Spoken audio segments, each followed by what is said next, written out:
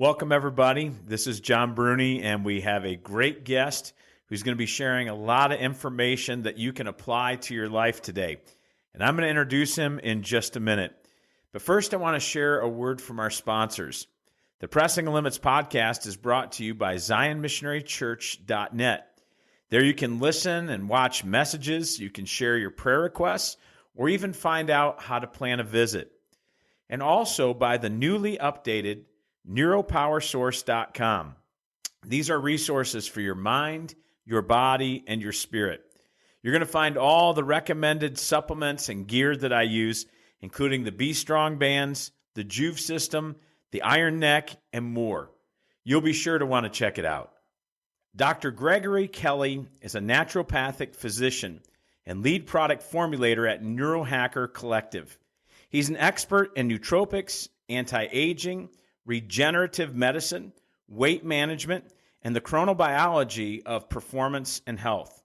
He's the author of the book, Shapeshift, past editor of the Journal of Alternative Medicine Review, and has been an instructor at the University of Bridgeport in the College of Naturopathic Medicine.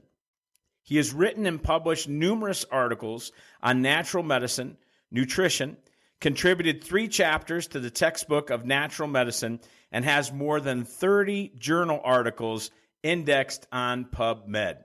Welcome to the show, Dr. Gregory Kelly. Oh, it's awesome to be part of your show. Great to connect with you again. Yes, so great to have you today.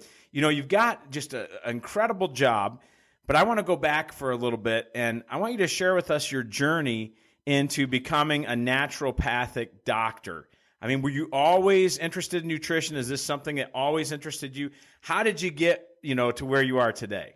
No, I like the opposite of your audience. So I was that scrawny, couldn't gain weight kid in high school. And I could consume, even in college, I'd eat 3 plates of food at the cafeteria and just never put on a pound. So really what happened, I was Navy ROTC in college. I had a scholarship, but every summer I would do a month with the Navy. And I want to say it was between my sophomore and junior year in college, I came out to Coronado, which is the amphib base in San Diego, or off San Diego. And one of the other guys from my unit at Holy Cross was the college I went to, was a bodybuilder kind of guy. He was going into the Marines, and he basically literally dragged me to the gym every day during that 4 weeks. So that was really my pivot point of getting interested in nutrition, was through starting to train with weights and being what I would think of as someone that doesn't naturally put on bulk. But, between, his coaching of what to do in the gym and what to eat outside the gym, that got me interested in nutrition. So when I went into the Navy, I went in as somewhat of an oddball officer in that I cared about what I ate. And, I was physically active and things like that. So I never had heard of naturopathic medicine until post the Navy, but I went into that early 20s time, definitely getting how important what I ate was to how well I performed. So very interesting. And so then, kind of understanding that, you're probably one of those early adopters that food is one of the most potent drugs that we have, you're probably one of those early adopters of that. How did all that lead into you becoming the lead product developer at Neurohacker Collective? Well, I've been in and around the supplement industry since about 1995. So what happened after the Navy, my goal, for lack of a better way to describe it, was I was going to just be a gypsy. So I wanted to get rid of everything, just finally unplug from responsibility for a while and just backpack around. And what occurred to me was that in order to do that well, I needed to be able to take care of myself in a way that I didn't have to rely on local medicine, because I was planning on being in a lot of Thailand, Vietnam, places that were, sure, I was unsure of whether, they'd be able to take care of me. And so that's where I stumbled into naturopathic medicine, in this kind of selfish idea of I need to be able to be, not only have the nutrition part covered, but really know how to perform better, even if, I'm faced with some things that are more challenging. And so during naturopathic medicine, I got recruited to be a student rep for a vitamin company. is really what it boils down to. So in addition to practicing for a while, teaching other naturopaths, I've always had a foot in the door of the supplement world. And Neurohacker Collective, what really intrigued me about them was one of their founders, Daniel Schmachtenberger, literally one of the two brightest people I've ever met. So that was important. And two, I just thought they were doing really cutting edge things with how they put stacks of things together to really, instead of, so I guess one of what my mentors would say, there's a big difference sometimes between health optimization and disease management. And I'm all about the performance optimization game. And Neurohacker, that's what they're about. So it was just a perfect fit. So it's just, difference between surviving and thriving, as far as the philosophy or becoming your best self versus just, making it through without some of those things. And, tell us a little bit about Neurohacker Collective, because from everything I understand, it's like a super cool, creative place to work. I mean, what's a day look like at this place? Because, everything I see from them is always on the cutting edge. There's always new stuff coming out. The graphics, just there's a coolness about it. Tell us what it's like a typical day there. So we've got what I would say is a small but incredibly competent team. So everyone has whatever their specialty is, they've got that nailed. So it's really a relief to know that you just have to do your job well and everyone else is doing theirs well. And we're located in about 30 miles north of downtown San Diego, in Carlsbad. So it's the actual office is maybe 5 miles from the ocean. And then the office has huge windows, almost like, floor to ceiling windows. We've got a pool table, ping pong table, kettlebells. So it's a place people come to work, but also have fun at. So, great team, great environment to be creative and to get work done. And that's really where the best ideas flow. It's that whole spending time together and, bouncing things off each other. And so for those who don't know out there, what are nootropics? Can you share with us what that category of supplementation is all about? Yeah, so the simplest way to think of nootropics is these are things that would be kind of the brain equivalent of ergogenics. So ergogenics would be things you would take to improve some aspects of sports or muscular performance. Nootropics would be that same thing. They're performance enhancers, but for the brain. And so one of the interesting things is the brain uses about 20% of the energy that we produce in the body. So like 20% of the food we consume goes to fuel the brain. So it's literally the most active of any tissue in the body. But the second most is probably the heart, and then rapidly followed by muscles. So a lot of things that fall in that nootropic category, your audience would actually know as ergogenics. They're things that make our muscles function better. So the key thing to think about with nootropic is the idea that these are things that help our brain do its job better. So focus, concentration, memory would be some of the key things. And like an underlying thing that I always come back to, everything seems like it's about energy. So you take your core audience, or you guys, right? Like what you guys do is phenomenal. But to be able to do that physically requires a mental edge that most people either don't have or aren't cultivating. And nootropics, where they plug into your world, is sometimes that's the tipping point to be our best physical performance. Like what I like to say is sometimes the mental game is what's really the tipping point for personal best physical performance. So nootropics, that's where they would plug into the sports realm or the high performance realm, whether it's executive function, so being your best self at a workplace, or like I said, the mental part of sports performance. Yeah, it's so interesting because you guys were really on the cutting edge of this. Now you begin to see, brain supplements on television. They're in Walmart. Everybody's coming out with a brain supplement, some kind of vitamin that you can take, or a shotgun approach, which we'll talk a little bit more about in a minute. But when it really comes down to it, what are some of the key areas that I would say are markers of the effectiveness of a nootropic formulation? This is one of the interesting things about Qualia, which we'll dive into hopefully more in just a moment. But if you were to take out some markers, here's some key things, 5 or 6 key things that we can mark the effectiveness of a product, that is a nootropic. Can you share some of those?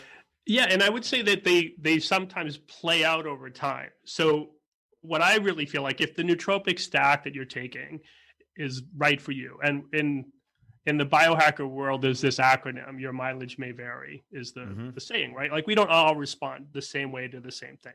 Like, that goes back to me, like my original thing, lifting weights. I'm just not someone that puts on slabs of mass quickly. My buddy was, right? We did the same workout, would just respond differently. So it's the same with nootropics. So the key acid test for whatever nootropic the audience chooses to experiment with is you should feel something. And you should feel it quickly, like ideally that day, and definitely within 5. And the key things that I would look for is that ability to focus, that you want to be able to lock in on your work and kind of get in that more flow state where, you're into your work and not being distracted. The second thing would be kind of the sense of wanting to get to work. So I think of like a good nootropic as a procrastination killer. Something that if you do, you're just naturally, your brain now wants to engage in something. So that's a second thing that typically happens like very quickly. And then like a third thing, and these things become a little bit, they would be more transparent if you're doing some kind of a brain cognitive test. But you should see the whole range of things that are executive functions start to upgrade. So those start to play out more over 5 days or longer. But that's your ability to plan, set goals, to choose things that are good and avoid things that aren't. Or put like a simple way, like I'm sure a lot of your audience works out in the morning and some of them go to the gym after work. And I know it's happened to me before. At the end of a busy day, instead of going to the gym, drive right by the exit, or get to the gym and do kind of a half-hearted workout, right? Like that's a sign that you've essentially used up all of your mental energy, right? Like that ability to do what's good for you, even though, we're not feeling it. When we can do more of that, that's a sign that the nootropic worked as well, right? Like, so you should see that, what I would say, in the gym, you're going to stay engaged longer, right? Instead of disengaging as you get towards the end of your workout. You're going to choose to go to the gym, even, when it would have been easy to drive past it. So that would be the other thing that I look for. If a nootropic's doing one or all of those things, then rock on. You found something that's working for you. Yeah, I think it's so interesting for a guy like me. I'm a creative individual because I do speaking, strongman, writing. I have a hard time staying focused. If it wasn't for nootropics, I wouldn't say I have ever been diagnosed with ADD, but I know when I'm in that creative zone, I can get distracted by a million different thoughts or try to do 15 projects at once instead of just taking one single thing. And that's where nootropics are so helpful, because versus just, popping an energy drink or something that makes you, whoo, I got that energy. It's the focus and being able to stay on task. And I think that's just such a big thing, because a lot of people are like me, and some have developed it just because we have information overload. We live in a society where we're just thrown with things left and right, and so we need that ability to focus on the one thing, not the 15 different things. What are some of the key ingredients? And we'll get into Qualia later, because I think it covers so many different bases. But for people that do struggle with just that specific focus factor, what is one of the key nootropic, supplements that people need to be taking to try and dial in and what I call be present and be focused? So I would say the number one thing, and it in part because it goes with something else. So if you had to guess, what would be the most widely used substance for sports performance? Well, you would say creatine, obviously, for most people. For me, I would say rodeo rosé, but that's I get more out of that, as far as the actual workout. But yeah, creatine? So I would say for people in the know, for sure, but I would guess by a wide margin it's caffeine, right? Because it's in every energy drink, well, that's what I'm right? saying. That's in everything, Right? We're drinking a pot of coffee a day plus their pre-workout. You'll see it in most nootropics because it's the base, what I think of both, right? Like it's what gives you that like vigilance, alertness, right? Being awake, right? But the thing that then turns that sensation into focus is a substance called theanine, which is in green tea, would be the food that it naturally occurs in. So when you when you like caffeine will do great at essentially keeping you like revved up, but focused not so much, where you start to build in the L-theanine, and now it gives you that more sense of calm energy, which would then translate into that like flow state focus. So it gives your brain more of like the brain waves you'd get during meditation, combined with the benefits of stacking it with caffeine. The other thing that tends to stack really well to get you into that zone would be some source of choline. So choline's interesting because like one of the things I always look for when I'm putting things together in terms of like developing a product or supplement is what are the gaps in an average person's diet? And so again, like, the audience could be different, but choline, the best food source by far is the egg yolks, right? Which some people in your audience definitely consuming a lot, probably some not so much. And on average, adults in the US, I've seen the Institute of Medicine indicate that they think about 80% of adults don't get enough choline in their diet. Now, that doesn't mean we need grams and grams of it, but we need enough to like fill that gap of what we're not getting. And in large part because a lot of people still avoid egg yolks. And so getting enough choline, whether that's in, eating more egg yolks or getting, a form of choline that can get into the brain, like alpha GPC or acetylcholine, those things also help get us more in that like focus zone because they are the precursor to what's called acetylcholine, super important neurotransmitter, and what's also needed to make our muscles contract.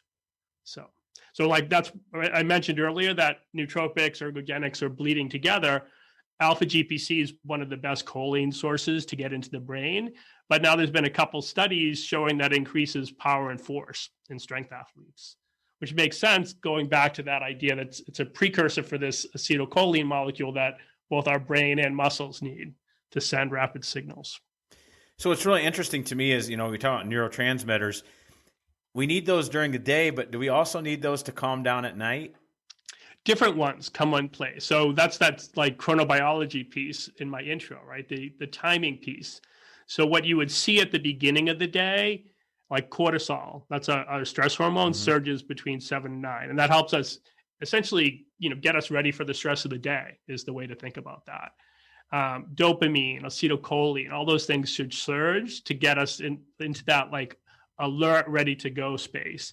And then in the evening, those things start to actually, the brakes put on those, and GABA, melatonin, some other neurotransmitters start to take over to shift us into that rejuvenation, what I think of as like calm, relaxed state we need to be able to go into sleep and get good quality deep sleep. Like fascinating thing, I don't know like how much of this you would know, but our brain does a ton of work while we're asleep. So even so they've done this with people learning piano or guitar or sports movements.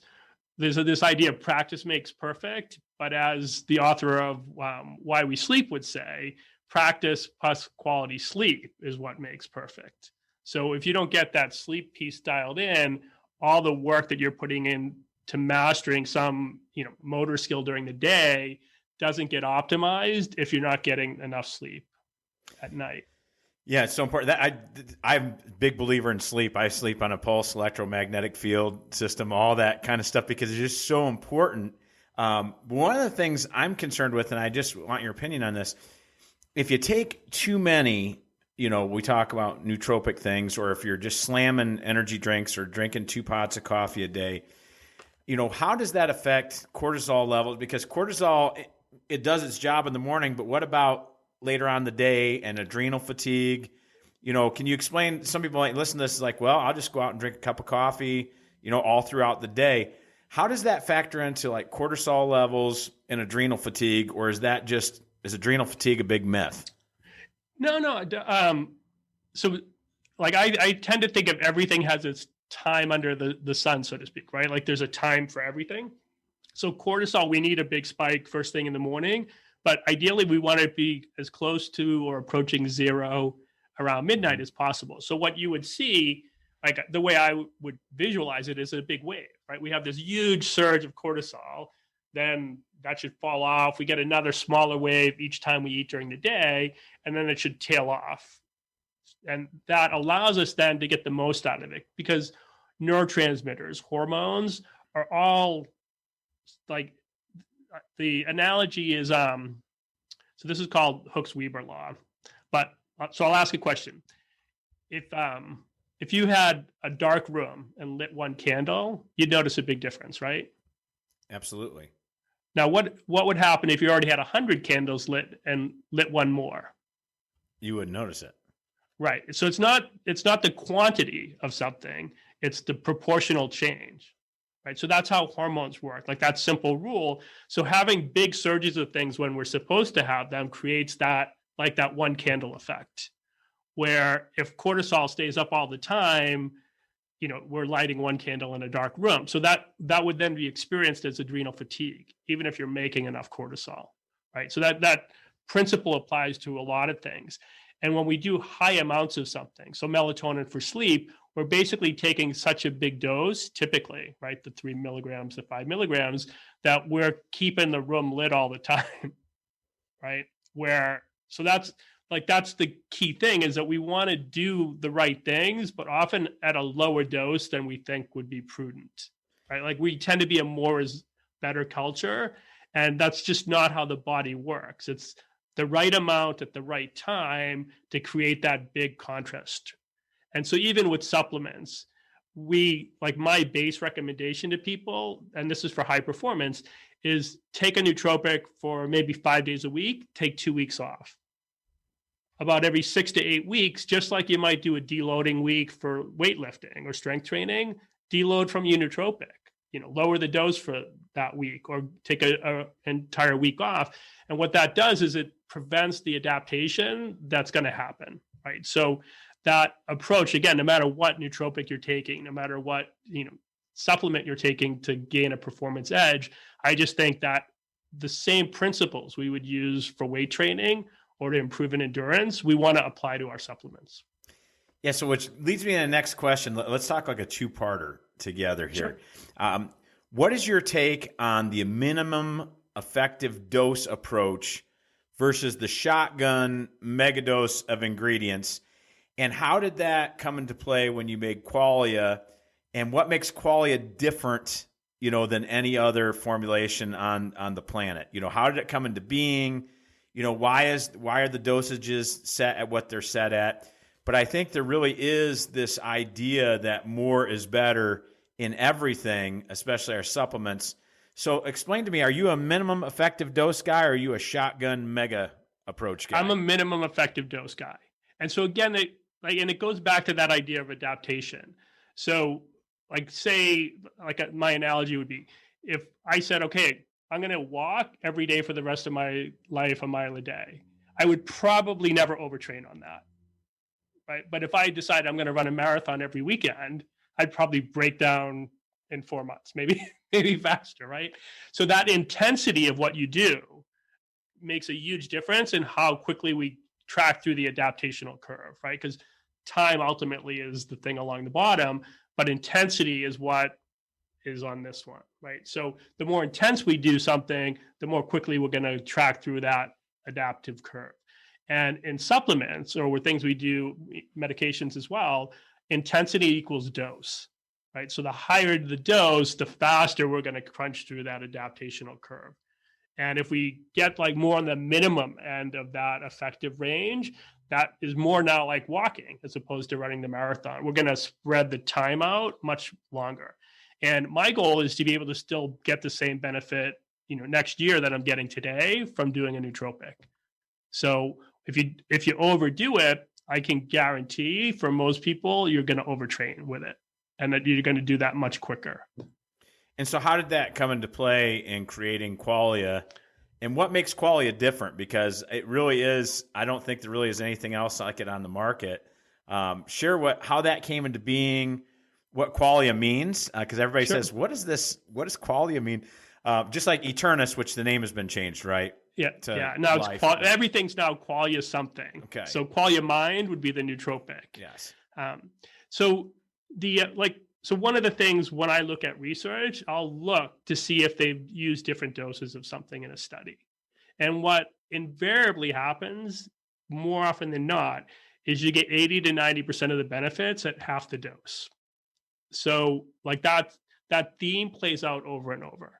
The other thing that I always look at is not only what happened the first week, but what happened if someone stayed on, this dose for 6 months. Did you see some kind of an adaptational curve? And if you did, then there's a good sense, okay, that dose is probably too high to spread that adaptation out even longer. So part of the design of Qualia was looking, I think what I would say Neurohacker believes, we look at information that's out there, the research studies, but we look at it with kind of our unique idea of complex systems, adaptation. And then we're always looking for how things stack together.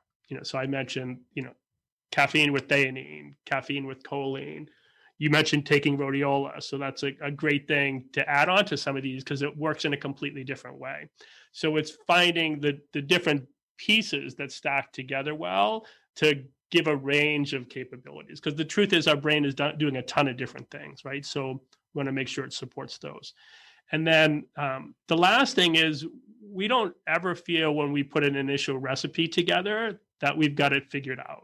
Like that would be after reading all the research, trying to understand pathways, neurotransmitters, we'll put together a mock-up recipe and then start giving it to people and get their feedback to find out if it's working.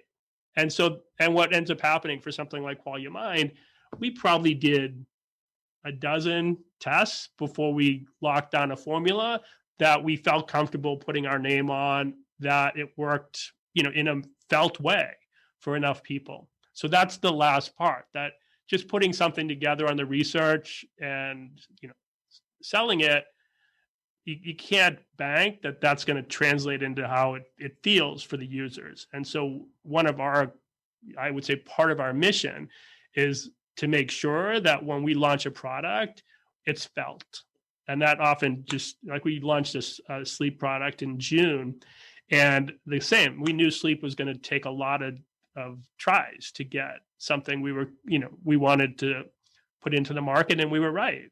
I think it was like 7 variants, slightly adjusting it until we finally got something that we thought, all right, this is something that we're proud of. So that's a big piece. Well, yeah, it's so interesting because, and I think I'm pronouncing it right. I've been taking rhodiola for years. One of the things that people don't understand is, so they look at a label or something and they say, well, I think this works. So they take mega doses of something like rhodiola, and it actually in mega doses, from my understanding, has the opposite effect of what you're originally taking it for. And I think that's why people have to be, so aware that when somebody puts a formulation together, the dosages are there for a reason. Can you speak to that? Yeah. So I think of response to things as being in one of 2 pathways, basically. So one is like dose dependent, right? So typically like more is better, and then eventually it'll kind of plateau. So there'll be some range of that dose that you're ascending, and then anything beyond that is not worse, but not going to be an advantage. And then there's things that are more hormetic. Essentially, the response is biphasic, meaning that like a small dose, you're going to get a small effect. Like a bigger dose, a better effect. But at some point, if the dose gets bigger, you're going to get a worse effect. And then the bigger, like above that, worse and worse. And caffeine would be that classically. So caffeine, the nootropic dose of caffeine is way lower than what you would usually use for sports. It's typically 50 to 200 milligrams. So in a cup of coffee, think about a 6-ounce cup of coffee up to about 16 ounces, maybe 18 ounces. So somewhere in the range of caffeine that you would get there, that's going to max out your nootropic response to coffee for most people. Anything beyond that, you're still going to get the jitteriness and irritability and those other things. You're just not going to get any more, right? So you like performance-wise, so this goes back to high school. I was always one of those kids that did everything super fast. Mm-hmm. But because of that, I was really careless. So I took a typing class in high school, I think, my junior year, and I was by far the fastest typer. But I made a ton of mistakes.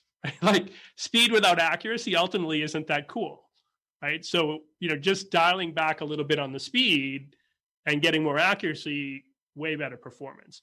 So what happens with caffeine beyond a certain amount, you essentially maybe like feel like your speed, but your accuracy, if we were to do like cognitive testing, would be horrible, right? So that's that window. Caffeine beyond that window, not so great. Now if you do caffeine and you're going to now go to the gym and pump heavy weights, you can tolerate a lot bigger dose for most people, right? Because now the accuracy piece not as important.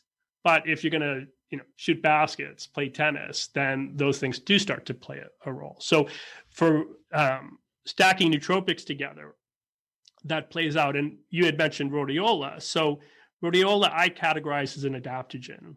Okay. So essentially adaptogens are things that help us adapt better to stress.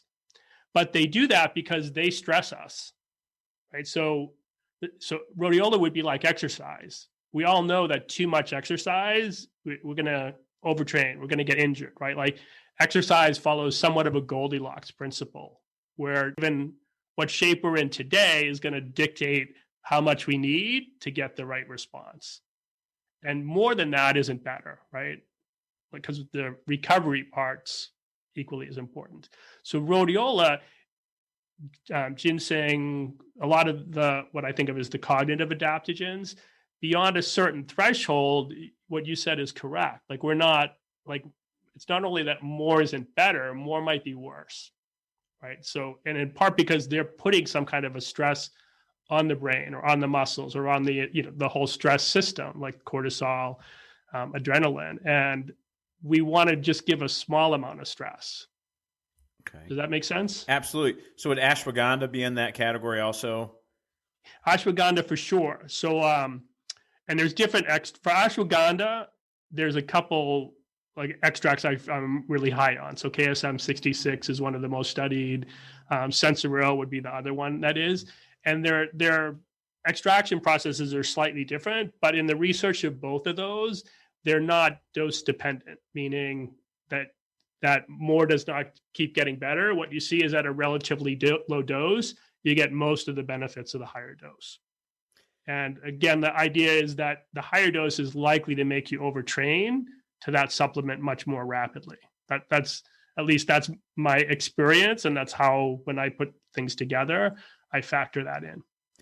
Well, it's so important because some of the things you're talking about is there's a big difference between somebody that's going into the gym and they're going to be doing powerlifting versus somebody who's going to be doing something that's complicated like Olympic lifting, where there really is a tremendous amount of focus instead of brute strength.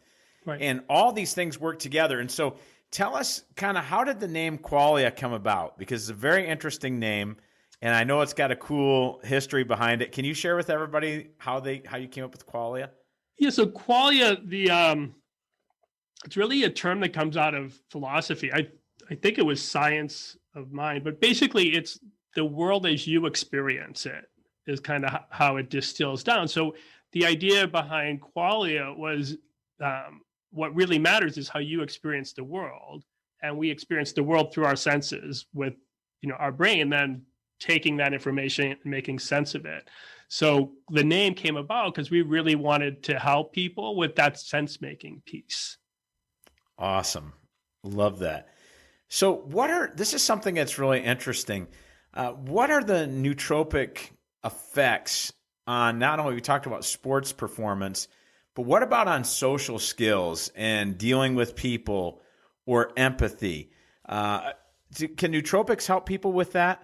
So I love levels? That. This is a great question. So in a general sense, there's groups of skills that the brain does. And at least in the DSM-5, which is used medically to diagnose things, there's 6 cognitive buckets. So there's attention, there's visual motor skills, there's language, there's memory, there's executive function. Executive function is a group of things with working memory and like goal setting, all those. And then there's social cognition, right? So social cognition, there's 3 main skills. One of them is empathy. One of them would be being in tune with your own emotional reactions to things. And then the third would be what you and I are doing right now. It's reading people's facial expressions and body language, right? So those three skills are the key things in the social cognition domain. And so it's interesting that you asked. So for me, focus has not been a problem. It's funny, my brother, he would say, say the opposite, right? He's the kind of guy that can't sit and watch a football game. He just can't focus. For me, I've never had that challenge. But when I first started taking Qualia, I noticed the procrastination killer response right away. And somewhere about 6 weeks into taking it, driving home from work one day, it just occurred to me, geez, it's been a while since traffic bothered me. Like, that's odd. And then I started paying more attention and noticed that I was way more tolerant with some of my friends in the evening. Noise, I used to do trivia every Tuesday night with a group of friends at a loud bar. The noise didn't bother me so much. The noise, stacked with an irritating person before that, I would feel socially I just wanted to wring their neck. Where that's social cognition domain, for me, that tank seemed to have filled up somehow when I took Qualia. And so to me, that was one of the most noticeable things. And I would say, in a bunch of people I've talked to, they've noticed that also over time. And the reason I think that is so these different cognitive domains that I mentioned, I think of them more as a pyramid. So at the base is being awake, so caffeine fills that base. And then attention is above that. So that's your focus and ability to not be distracted. And then above that, you have executive function. So that's, imagine everything you need to perform, a high level executive job, goal setting, planning, but also the same skills we need, like I said, to make ourselves do the good things we know, that we planned on doing. So going to the gym, eating well, those are all part of the executive bundle. And then above that, I think, is social cognition. Now, my guess is that certain people, social cognition might be lower than executive function. And for others, it's above it. But the brain's all about energy. And so what I think happens is most of us use up all of our mental energy in things that don't allow us enough to be our best social version of ourselves. And what also happens, and I think of, my dad, back when I grew up, my dad commuted about 2 hours each way into Boston to work. When he retired, he was the CEO of a 5,000 person engineering company. So really demanding executive job. And the poor guy was just spent mentally. He had just used up all his mental energy by the time he got home at night. So getting a good social version of my dad probably wasn't on the menu. And that's not that my dad couldn't be that person. That person's just not accessible if we're all out of the mental energy, if we drain that tank. And so what seemed to be the case for me with Qualia is it gave me more mental energy that then that social cognition skills could tap into it. Does that make sense? Makes a lot of sense. And, I feel like people need to understand that social skills in life are really one of the biggest factors between success and failure and dealing with people. And I think if you were to really, hammer down and talk to people, what are the biggest issues they're dealing with? For a lot of people, it's a relational issue and dealing with people. And so these are some of the things why I think, nootropics are so valuable is it's not just a shot of energy. We're trying to change your life. And what's really cool is this whole mitochondrial function. I want to talk a little bit about this, because you guys don't just have nootropics, but you go and take it many steps further. And, speaking at biohacking conferences and all these different types of things, we know and I believe that it's so important to have your mitochondria function correctly and be healthy and not have dysfunction in that area. And there's a lot of things, we know you can do with light, with, we'll talk about magnetic fields. There's all kinds of things you can do, but one of the biggest missing areas of that is nutrition. How did you guys come up with a formulation that can improve that and really make people, I don't want to say it disease proofs you, but it sure does raise your immunity level. It sure does make you able to fight off things. Talk a little bit about that and how important mitochondria is. Yeah. So the I think listening to Dave Asprey talk about mitochondria in the brain, his second book, that was I think Headstrong was the name of the book. It might not have been his second one, that was what that book was about, the role mitochondria play in brain. So like I said, the brain is by far the biggest energy consumer in the body. And if it's energy, that means mitochondria, because mitochondria make all the ATP.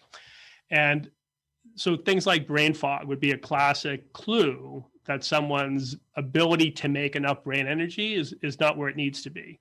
The same, as I mentioned, like being unable to be our best self in a variety of settings would be another clue that, again, like at the end of the day, we don't have any, like that sense of I don't have any juice in the tank to get to the gym or to do my best effort in the gym. Those are all clues that we've depleted mental energy.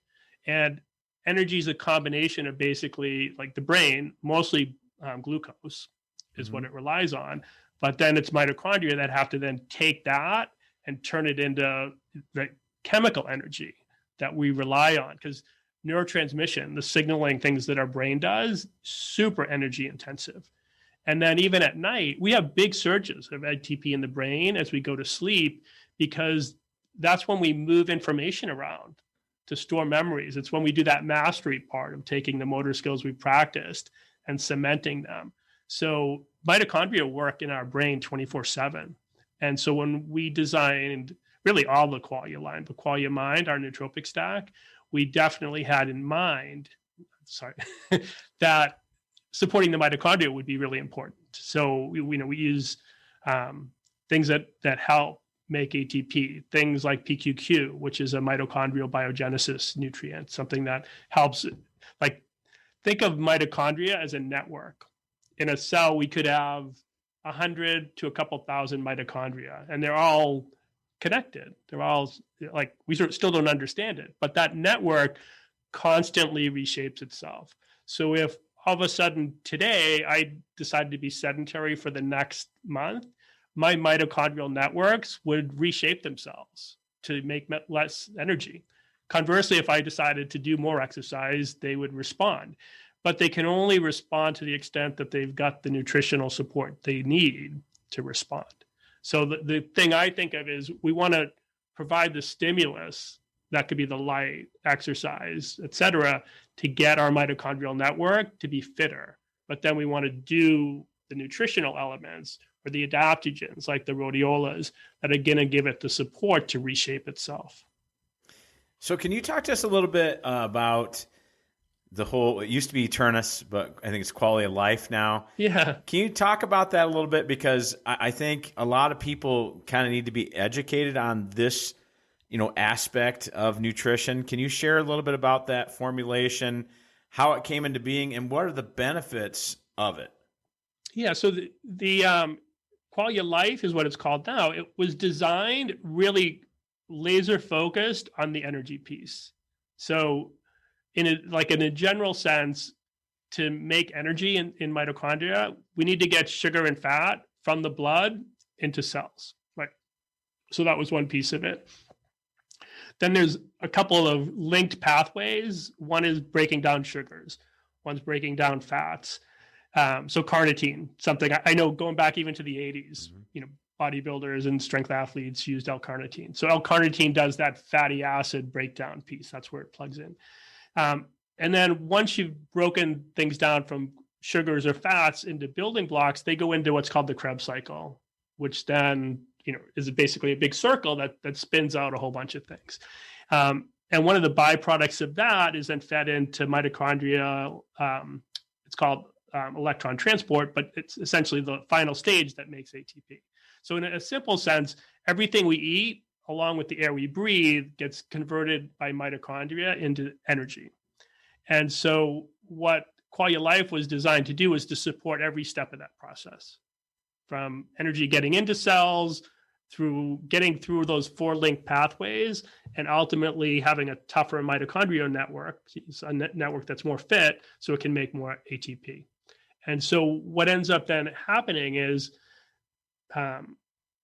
like I would think of it as an Achilles heel. Most of us have an Achilles heel somewhere where if there's something that's going to break down, it'll be that one system. Maybe it's digestion for someone, Maybe someone else, it's their skin. Maybe someone else, it's, more nebulous, like fatigue, brain fog. But those more, what I would think of as vague type symptoms are often, again, a clue that we're just not doing a good job of taking the food and air we consume and converting it into this end product of energy. And so Qualia Life, that was the idea behind it. Let's make a product that specializes in that, because that literally upgrades every system. Because ATP is made, like I said, everywhere, every tissue. So Qualia Life, it was when we, unlike a nootropic, which I mentioned, my bias is a good nootropic that works for you should be felt quickly. Qualia Life wasn't designed like that. It was designed to more, upregulate that whole energy production system. So it's more of a month-long process. And so one thing that surprised us, our guess when we put it together would be that over a month, people would have felt an upgrade in productivity, improved sleep, better exercise performance, a range of things that it would make sense you'd experience if your cells were just doing a better job making energy. And what surprised us is, for a subset of people, they felt it like they did Qualia Mind really quickly. So, again, it's that your mileage may vary, but I would say, again, it would be very suitable as like a nootropic as well, but something that would just be slower. Where Qualia Mind, my expectation would be, I want to take something and feel it an hour later in the gym. Qualia Mind would be it. To kind of upgrade the system over time, Qualia Life would be it. So it works more like at a cellular level? Absolutely, yeah. Awesome. So as a doctor, share with us, because this is the whole thing, nutrition is one aspect of this. If you have some time, can you share with us some of your best practices for living an optimal life, and kind of make this a two-part question? So what are some best practices? And then is there one thing that people could start doing today that would increase their health? Like if they would only they're listening to this podcast, there's one thing. So here's the best practices. And if you could do one thing, what would it be? So we'll do the last one first, because that's okay. So I think, to me, the most important thing is being telling ourselves better stories, right? Like that, like mental piece, right? So I think there's lots of things that, can be tipping points for health, but I'm a big fan of Hans Selye's work on stress. And he was really the pioneer that coined the idea of stress, did all the original research. And he was of the belief that by far the biggest stressors were mental and emotional. And a lot of what falls in that mental and emotional realm can be improved if we think slightly differently. And oftentimes the way we think is because of the story we're telling ourselves, right? So even my story about my dad, there was a younger version of Greg that would have said, oh, my dad's not available to play catch or watch me play hockey. Where, this version of Greg is like, wow, my dad sacrificed a lot to, give me a great life growing up, right? So that, the situation didn't change, right? The circumstances are the same, but my story shapes so much. So stories are powerful. So that would be my, number one thing, become a better storyteller. So and then putting I love that. And to excel like you have, right? In not only one area, but multiple areas. To me, that would indicate you've got super powerful stories that you're telling yourself, right? Because if you had lame stories, you'd have lame results. Yeah, I try and brainwash myself. So literally with positive things, because you have to. We're faced with so many things, and it's your perspective, like you're saying. I love that. It's your perspective on a situation that determines how your body will respond to it. So that's fantastic. I don't know if it was James Clear, the Atomic Habits person. If it wasn't, but someone I ran across, perspective is a superpower, right? So that, for me, rings true. I love that. So, and then in terms of working with people, I did a lot with nutrition, but I also, when I taught naturopathic students back in the early 2000s at University of Bridgeport, I taught the mind-body part of their curriculum. So I'm a big believer in lots of things that have to do with mind body. So you said, hypnotize yourself. So like hypnosis, right, can be super valuable if done correctly. And even, just talking to ourselves. So I constantly talk to my body. I don't know if it's listening. I believe it is, but like, I'll let it know what I am hoping for when I go to bed. Like, I just spend all day looking at, ingredients for beauty from within. It's really important that you make sense of these, so please help me out while we're sleeping. If I'm going to travel to Europe from California, which I used to do once a year, and plan on doing, once circumstances change, I'll a couple of days before just say, hey, body, we're going to be flying to Europe. You've done this a bunch of times in the past. You know how to like adjust better to that 8 or 9 time zones difference than I do. I'm letting you know we're doing it. You let me know what you need, and I'm going to trust that you got it covered, right? And then, if I crave a food that I don't usually crave, I'm going to eat it because I figure some part of me knows more than my conscious awareness what it may need to do its job. So I try to both let my body know what I expect and thank it when it delivers, right? So that's a big piece that I think almost all of us could do a better job at. What I would have routinely seen working more with patients is more of a story like my body let me down, right? That's just not my story. I think my body's always trying to do its best. And if it didn't produce the result I hoped for, it either couldn't, maybe it's genetically, maybe it's lack of resources, maybe it's some other, hurdle, but it wasn't through lack of trying. Yeah, and it's so interesting you're talking about this stuff. It reminds me of, and I cannot think of the guy's name, but the message in water. Yeah. And how they wrote on the water bottles and how it crystallized. So many people are cursing their bodies instead of blessing their bodies. And it makes a huge difference, in sickness and all these things. It's a holistic approach. It's not just nutrition. If you hate yourself, it doesn't matter how much nutrition you have. You're not going to, how many nootropics you have, you're not going to be a happy person. You're not going to be able to, we always talk about this is, the body and your mind cannot perform differently than what your set beliefs are, and so I feel like as you're helping a lot of people to get out of this self-sabotage mode. But I think in terms of limits, right? So there's like in a general sense, I don't know what the limits are, right? I don't know that any of us do, but I do know my beliefs narrow that down, right? So if I don't believe something is possible, then for me, it functionally is not. Our senses limit that, right? Like, if hearing diminishes, vision gets worse with aging, whatever, those things, limit our experience, right? So those are brain senses, right? So keeping the brain healthy, smarter, keeping our muscles able to do more, those expand our limits. So I think within the confines of limits, like the largest limit most of us face, in reality is one that we're imposing through our beliefs of what is and isn't possible. And the same, I remember when I was in naturopathic school, in one of my psychology / counseling types of classes, we watched videos of a bunch of famous psychologists interacting with their clients.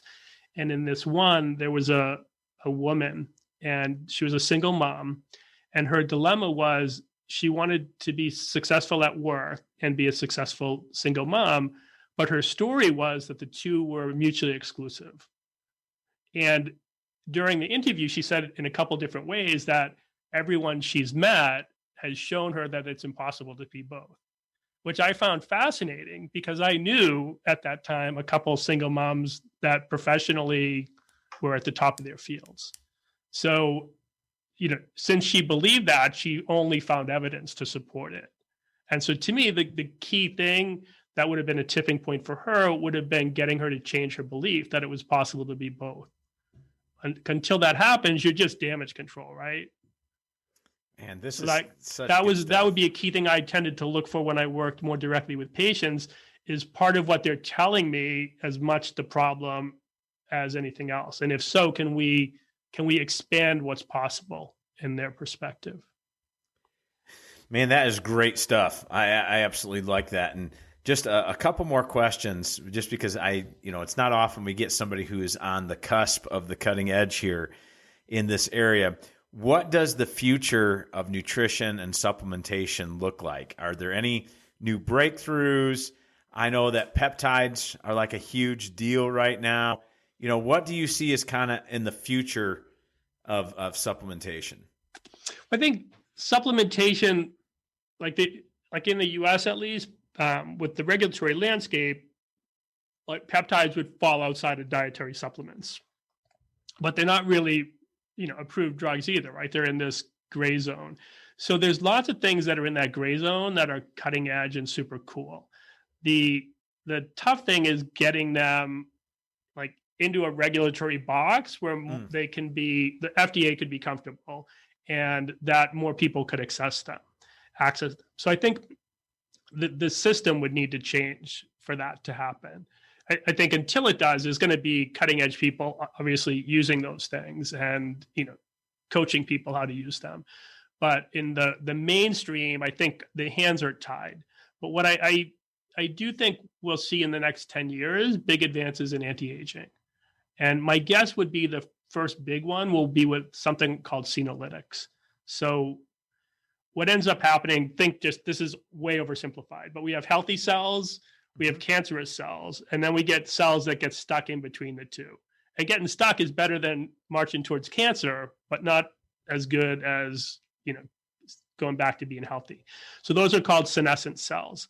And oftentimes they're thought of as zombie cells because what they can do is they can make other nearby cells into zombie cells. So they can essentially create more senescent cells. And so there's a few things that are legal dietary supplements that look like they may help eliminate those. So that would be senolytics. There's also a couple, like in the anti-aging biopharma world, senolytics are a big area of study. So my guess is that might be one of the first breakthroughs. And there's two main theories of aging. And one is that aging really fundamentally is just damage accumulation. Our cells build up more and more damage, and that leads into this senescent area. And so cleaning up that damage, getting rid of those damaged cells, whether it extends longevity or not, would make us healthier at any age. So I think we'll see that. And my guess is we'll see that in things that are legal as dietary supplements, because there are people studying that right now. Well, let me ask you this then. So you think those things would affect telomere length? So telomere length would be, so there's 9 characteristics of aging, and telomere length would be its own. That has to do with really the number of times DNA have copied themselves, right? With the telomeres getting shorter and shorter. But once telomeres get down to that really small end is when cells become senescent. So these things are all somewhat like interwoven. But senolytics would just be a direct way of getting rid of some of the damaged things that are built up. And in the meantime, of what I'm aware of, at least, the most powerful intervention that we could all do to start to do some of that is periodic fasts. And I'm not talking long, crazy, month-long water fast, just 3 to 5 days of reducing your calories in half. Something like the Walter Longo's fasting mimicking diet would be what I personally do, where the goal is to reduce protein as low as you can for those 3 to 5 days. Eat just good quality fats, maybe like a sweet potato or some source of complex carbohydrates, and about 800 to 1,000 calories, and do that 3 to 5 days. And what seems to happen is the wisdom of our body, since we're not taking protein in, our cells find the damaged proteins and break those down to get through the day. And then when we refeed, so eat normally at, say, day 4 or 6, it's really anabolic because, again, we created that big change now in calories. And so just integrating that like mini, fasting mimicking diet or something similar, it could be a water fast for a couple of days, once a quarter would be a way to start to do some of that cellular cleanup.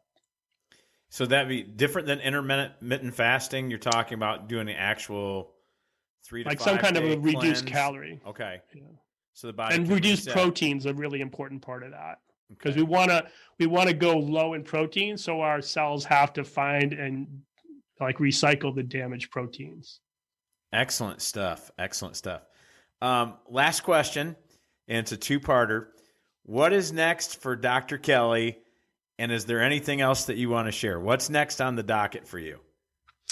So right now I'm working on a couple different projects. One that would be likely for that inflammation after exercise piece, right? Because the quicker and more efficiently we can recover from that, the better we can perform in whatever our event or category of athletic activity. So I'm really juiced about doing a project in that area. I've also been working on, like, it's a completely different space for Neurohacker, but we call it Qualia Glow at this point is our name. But it would be beauty from within. So something that you would consume that would make your skin, perform better, appear better. And that might be something that's more, for a female market, but that's a project I've been working on for a while with a colleague that we've been excited about. And our head of marketing is a woman. Our head of manufacturing, like Neurohacker has a lot of our team is women, and so the team's excited about that. But again, like we plan on doing a 3-month trial, before and after photos, and see if we can legitimately do something great. And then personally, I can't wait till the world reopens and I can travel a bit more. Right, I've got some great friends in the Okanagan area of British Columbia that it's been too long that I've seen. I live in California, but I grew up in Boston. So, my mom, brothers and sisters, whether circumstances change dramatically or not, I'm looking forward to that. And then, like the Arnold event where I originally met you, I love that event. I'm, hoping to be able to get there. So travel would be the personal thing that I'm looking forward to the most. Well, I'm intrigued on these new products too. I think it's going to be great. So the beauty product will be able to like restore collagen levels in the skin and all kinds of things like that. There's similar to, like, the skin's one of our biggest organs and does a lot of important jobs and needs the right nutrition. So things like ceramides, it builds collagen. It does a whole bunch of things. So the goal is to comprehensively support it. And, the skin's great, almost like sleep, right? Or a nootropic. If you have something that works, it's a felt or experienced product. So the skin falls into that same category. If you do something that's legit, then the people that take it should notice a difference. Yeah, and the inflammation is just going to be such a key thing, for people like me that are addicted to overtraining and know it's bad. That inflammation over time, we know, leads to disease. It leads to all kinds of chronic issues. Anything you can help with the inflammation process, because we know inflammation is good to an extent. You have to have inflammation to change, but it's chronic inflammation. I mean, I think that's going to be fantastic. Maybe you guys will come up with like the natural form of metformin or something. I don't know. What's gonna? I'm not putting any limits on you, man. I don't know. You guys have done so much cutting edge stuff. No limits. I'm so excited about that. Well, I want to thank Dr. Kelly for investing in all of our guests today. Thank you so much for what you shared with us. Oh, my pleasure. It's awesome to be on your show. Thanks so much for having me. I also want to thank our sponsors, ZionMissionaryChurch.net, NeuroPowerSource.com, podcast producer Drew Kiespert, video director Jolyn Thomas, head of talent relations Mr. Fairfax Hackley. Be sure to rate us and subscribe to the Pressing Limits podcast and follow us on Instagram for the latest episodes. For more ways to watch and listen to this podcast, check out the Pressing Limits podcast website.